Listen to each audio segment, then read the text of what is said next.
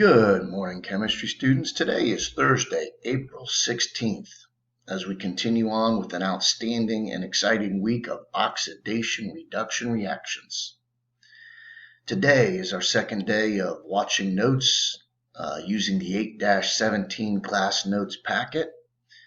We had 4 videos that were recorded to discuss and cover the information in the 8-17 packet. So hopefully you'll be finishing those up today.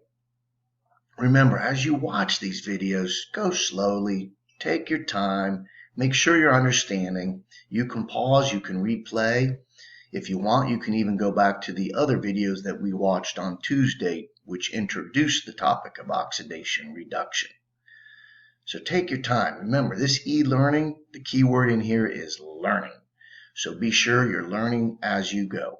If you have any questions or concerns, please don't hesitate to email me.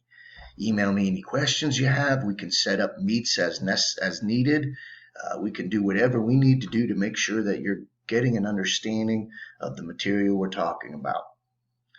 And don't hesitate if you are stressed on any of this or the technology problems are arising or anything at all. Let me know. We can work through this together. Good luck and enjoy our final days of note packet on 8-17.